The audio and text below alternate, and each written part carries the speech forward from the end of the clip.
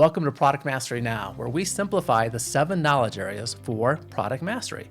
These are the product management practices that elevate your influence and help you create products that your customers love. To see all 7 and assess your strengths in product mastery, go to my website. That's productmasterynow.com. I'm Chad McAllister, a product management professor, practitioner, and your host. Today, we're talking about how product leaders can create more effective teams by using a people-first leadership approach. And joining us is Diana Stepner. She's head of product for education at the Chan Zuckerberg Initiative. Her approach to product leadership empowers individuals, fosters collaboration, and connects with people in an authentic way. We've talked about this some in the past. I'm really looking forward to our conversation now and being able to share more of this with listeners. She's also a product leadership instructor on Maven and has held leadership and advisory product positions. You will also find a detailed written summary of everything we discuss, including a 1-page action guide to help you put into action some of the key takeaways that Diana will share with us. Those resources are at productmasterynow.com/482. This podcast is made possible by the Rapid Product Mastery Experience, that's the RPM experience, which helps product VPs and leaders get their product managers and everyone else contributing product to increase their performance. Participants build a foundation for higher performance by learning the 7 essential product knowledge areas and building trust and collaboration in the process. It's not like other training. To see how it's unique and how it can help you, go to productmasterynow.com/RPM. Diana, thank you for joining us. Thank you. It's exciting to talk to you. I appreciate it. It's nice to talk once again. We have a few times in the past. And you talk about, I would say passionately talk about this people-first product leadership approach. And it's very meaningful to you, and you have shared some good insights before, and I'm looking forward to going through those with you with the audience now too. But let's just kind of back up and have you describe, when I say people-first product leadership, what does that mean? Yeah, so for me, it's about launching people. And to me, that's just as important as launching products. And that's because when people feel supported, their product efforts shine. And with those characteristics in mind, when I was, talking to people and defining my leadership style, a colleague referred to me as a servant leader. And I put my team first, I created a safe space, and I ensured that they all had opportunities to shine. And I really appreciated the notion, but I didn't really like the phrase. I'm not an attendant to my team, I lead my team. And so instead, when I started to drill down around those characteristics, I wanted to acknowledge that I like and appreciate putting people first and foremost. And that's what I would expect, for my team. That's how I would like to be treated. And thus that phrase, people first product leadership. Okay, so it does have a strong servant leadership connection, right, in terms of what you're doing, but rephrasing it in terms of making clear it's the people first, and we're still leading and we're doing product leadership, so I like that, people first product leadership. Can you take us through, maybe we'll dive into the details in just a moment, but kind of take us through we're not seeing any visuals here, but I want to imagine in my mind, right, kind of this diagram of what are the key capabilities that leaders need if they're going to adopt a people-first approach. Yeah, and so I'd break it down into a couple of different characteristics. And the first one is positive leadership character. And so that means, an individual is showing traits such as integrity and responsibility, forgiveness, and compassion. And all of those come together to help, an individual and consequently the team be better and to perform at a higher level. The next one that I would resurface is creating psychological safety. And I say resurface because I know from your podcast it's come up before. But it's extremely important. You want to establish an environment where team members can feel safe to take risks, to speak up, and to share their ideas, as well as questions and, to be honest, make mistakes. We're all human, we make mistakes. And so that psychological safety is extremely important too. And then wrapping it up nicely is promoting a learning culture. And so having that opportunity to continually learn, to continually improve as a team, and that enables individuals to adapt to changes, to strive for excellence. And that's really important in product management because things don't stay the same. we always have new technologies we work with. We always have new competitors that are coming into the space. And product management itself continues to evolve. And so that learning culture ensures that we're staying up to speed on not just, product, but all the areas that impact our product, our customers, and cross-functional individuals that we work with.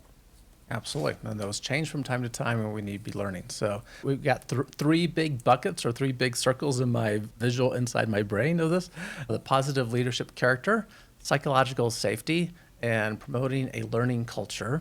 We'll see how far we get in talking through these, but can you break apart the positive leadership character first? And you gave us 4 characteristics there, 4 sub-characteristics: integrity, responsibility, forgiveness, and compassion. Tell us more, and maybe you have some examples to connect with those. Yeah, so with the first one, I would say it brings together the integrity, responsibility, and that's about developing people. Because you want to focus on the growth and the development of the individual, not just the product. And by helping people gain more skills, gain more confidence, gain more knowledge, then that helps the team work better together. And so that first facet underneath positive leadership character is developing people. The next then builds on that compassion and that forgiveness. You want to have individuals build their self-awareness as well as their emotional intelligence. And those two go very nicely hand in hand.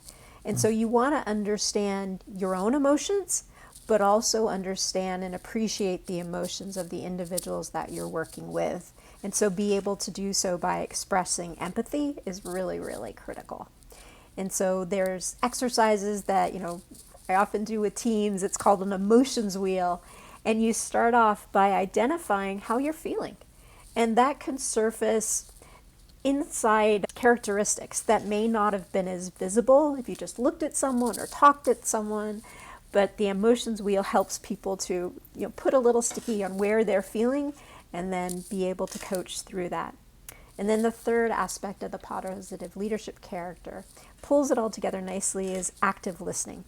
And so being able to, develop a listening style that encourages people to be engaged, that creates an environment that's not competitive and builds on that emotional intelligence that we talked about a second ago, and does so in a way that shows that you're attentive, that you're comprehending, that you're internalizing what is being discussed, and then being able to use that insight to frame back and summarize and be able to move forward together in the same type of mindset. Okay. So as a poor attempt of trying to model active listening, I did notice when you were talking about forgiveness and compassion, you did not use the word emotional intelligence as you just did, but you described things that sounded like that. So I was curious how you felt about emotional intelligence fitting into that. That this is the reflection of how you kind of are aware of your own emotions and how others perceive you as well, that sort of thing. Yeah, and I think there's some words like emotional intelligence, even psychological safety, that individuals have a specific reaction to. And that may be incorporated into the culture. It may just be, friends, people that they speak to. And so I do use other phrases just to help people understand that even though I'm not saying emotional intelligence, there are characteristics that make up emotional intelligence that may be more comfortable for an individual to focus on and to develop.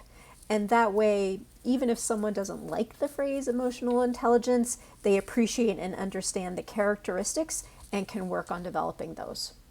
Right. Or they may have heard the phrase so much, not have a clear understanding of what the principles actually are. And we know it's important, but what is that thing, right? And having awareness of our own emotions and how we project those, having some control over how we act on those emotions and the like, and how others see us, all important. I suspect we're going to psychological safety next, so I'll let you do that. But you said something about the emotional wheel that I want to tie into, but I want to see where we end up going first. So I'll get out of the way and let you do that. Okay.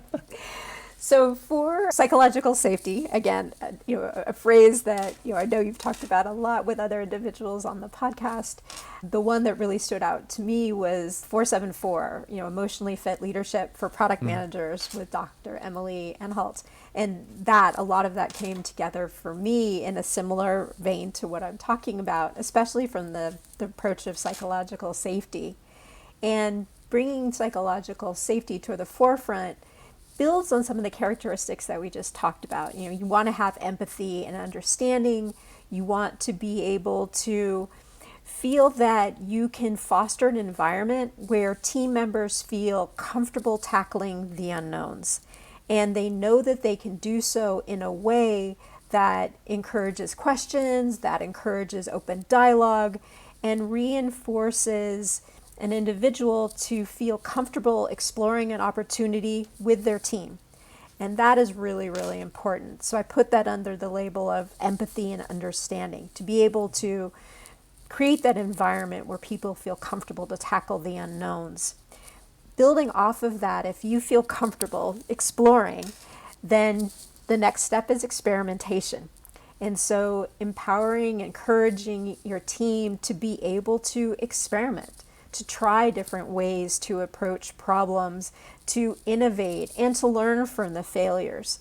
And so experimentation is a powerful tool that can be realized and can grow beautifully if the environment is psychologically safe. And then you're going to be experimenting, you're going to make mistakes. And so that third facet of creating psychological safety is encouraging and sharing mistakes. You want to be able to build a culture where people feel comfortable openly discussing and learning from mistakes. And that reference out in the market that people may or may not know about is Google's Project Aristotle, where they were looking for what made successful teams at Google successful. And they found that there were a number of common characteristics. They knew what their goals were, they knew their roles, but the thing that really stood out and differentiated those successful teams is psychological safety. They were sharing mistakes, and because those mistakes were shared, they weren't repeated because people knew about them. The other teams, even though they were successful, didn't share their mistakes. So they were repeating the same mistakes again and again. And so that final pillar that I would put under creating psychological safety is encouraging and sharing mistakes. Excellent. Yeah.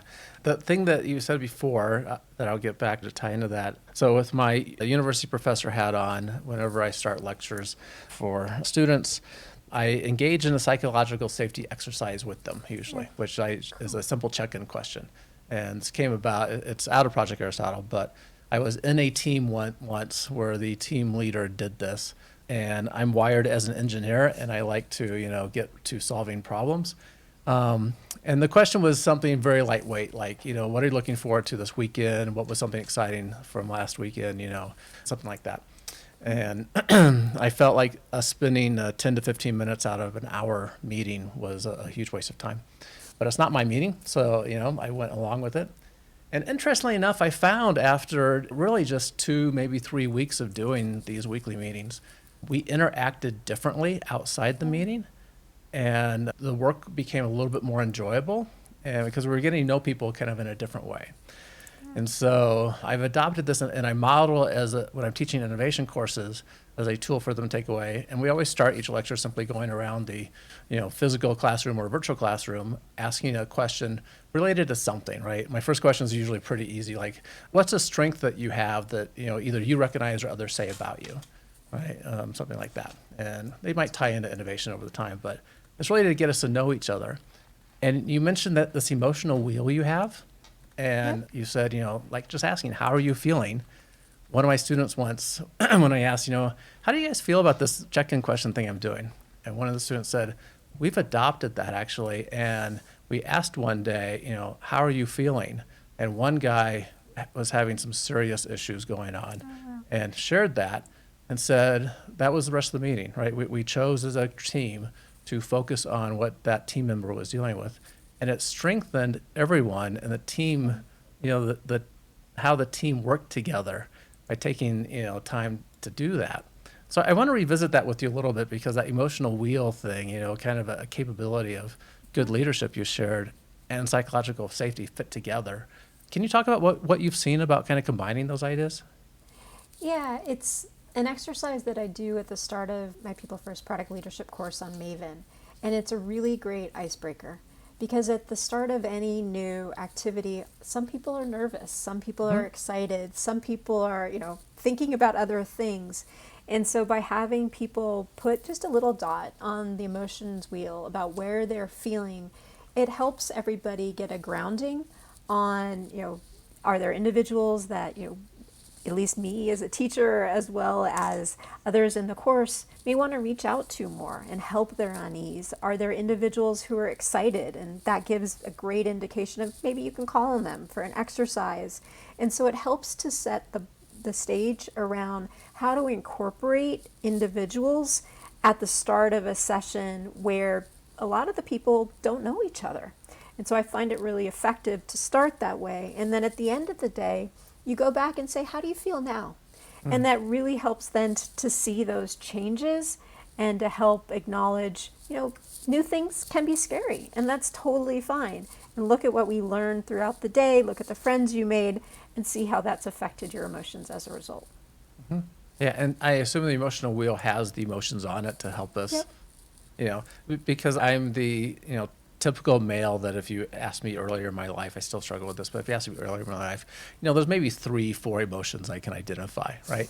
And having a list actually is a helpful tool to think about, oh, I'm not really angry, I'm frustrated because of this thing, right? And it's very colorful, and it's got your inner characteristics, and then it pulls out from there.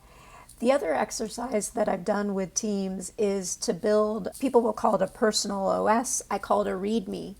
And so it's a document where you outline, how you work most effectively. What are things, like you said, that people may not know about you that really are insightful? And so you create this, this README, this working manual to help others know how to work with you. And that also is a really good way to break the ice. It's a great reference point for individuals. If you're going to interact with someone for the first time, you can reference it. If you haven't talked to someone a bit, you can call upon it. If you have new team members who are onboarding, you can go back and share those READMEs for the other individuals, and that new person can get a sense of all the different people that they're about to work with more as they join the team. Yeah, it sounds like a great tool. And I would think a lot of really good self-reflection too, just in doing it for yourself, right, before you give it to others. And think through, how do you like to be communicated with, and what do you expect, and what does accountability mean? And very good. Okay. So we got these leadership characteristics. We have psychological safety, and you said promoting a learning culture. Yep. And so that's the third one. And that's focused on continuous learning and improvement within the team. And so it includes things like embracing new knowledge and adapting behavior based on new insights. And all that's essential given how fast the world evolves around us. And especially in product management, where we're always facing new changes and challenges, just in our day-to-day environments. And so from that learning culture, there's a main characteristic that I pull out, and that's empowerment through experimentation. And so you want to encourage experimentation, and you want to do so in a way that's systematic. You want to know the hypothesis. You want to know why you're experimenting, and to be able to ensure that you have a desired outcome in mind. And are you hitting that outcome as you're experimenting? And as you proceed, you're going to have some successes, some failures, and to ensure that you continue to share those so the rest of the team learns as well. Yeah, and building that culture where we, fundamentally as product people, we're doing something new, right? We're either taking an existing product and making it better in some way, improving it, or we're creating a new product that did exist before.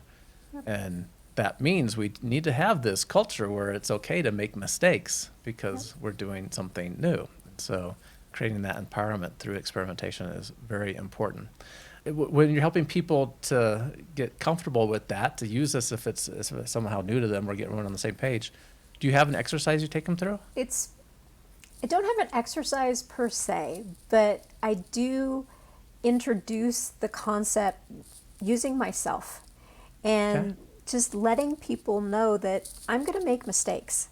And it's often unexpected that someone who is, a product leader or leading a team will admit that it's likely I'm going to make mistakes.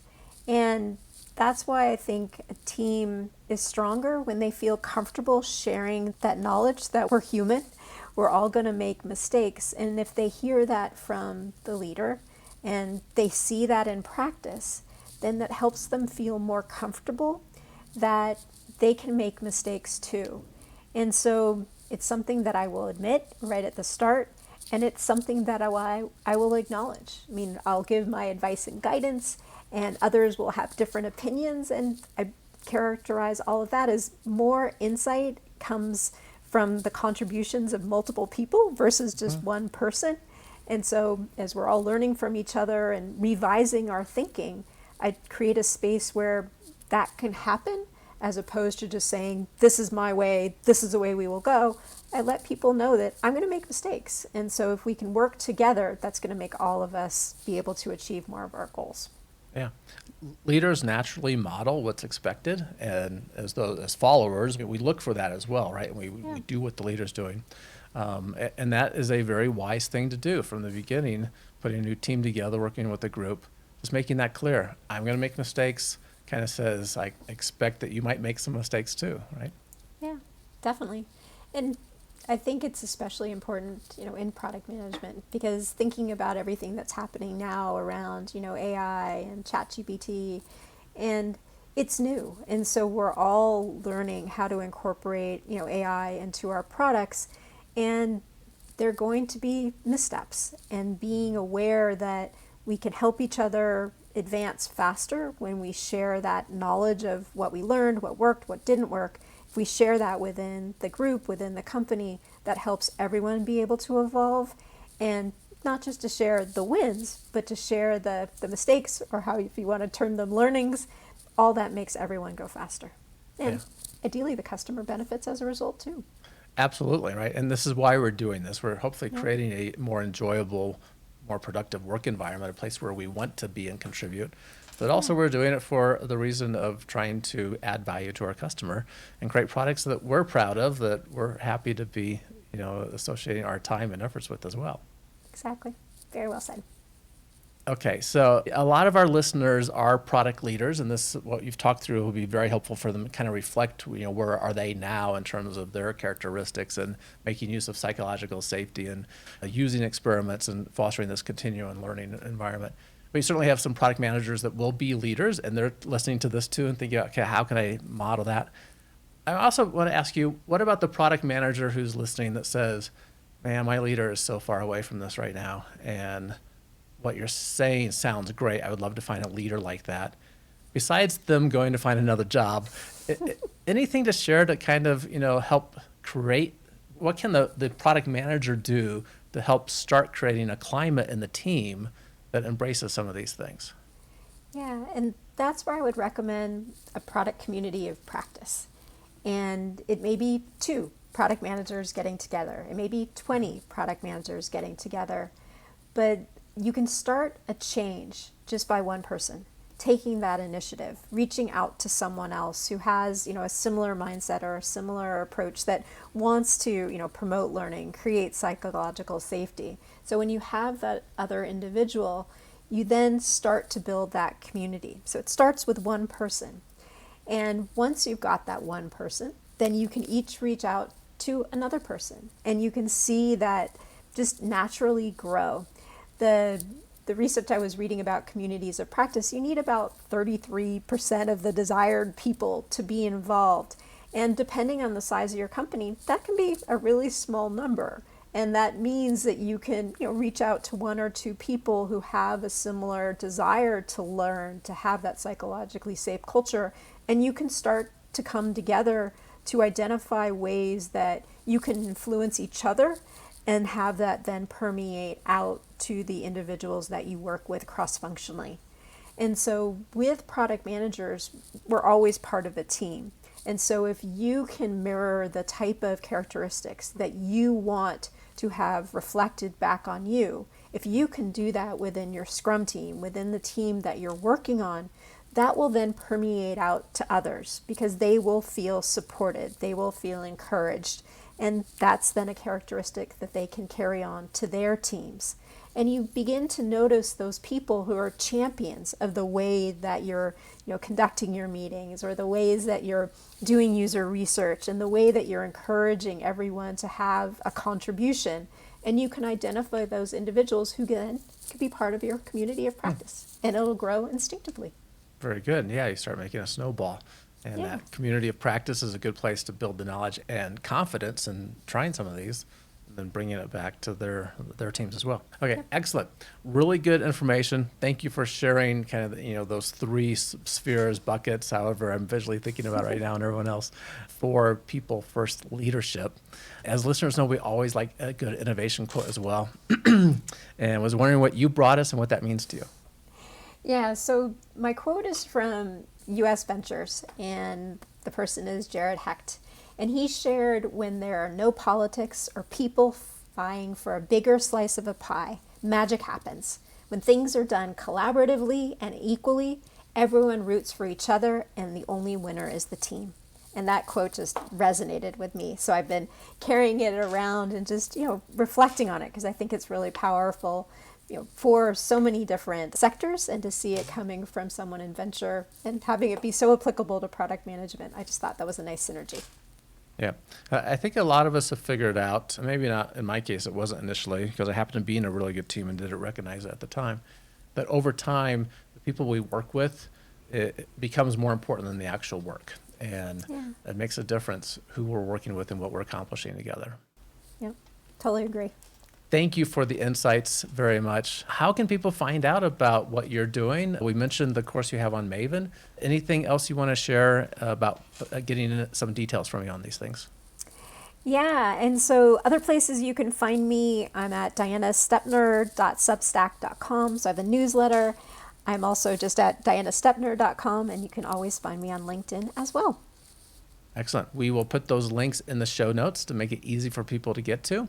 And thank you so much for sharing this information. We're talking because I had invited you to do a master class with a group of product leaders, and appreciate you sharing the information now with this audience as well. And if people want to find out more about some of the tools, they can certainly reach out to you directly and get that information from you. So thanks, Diana.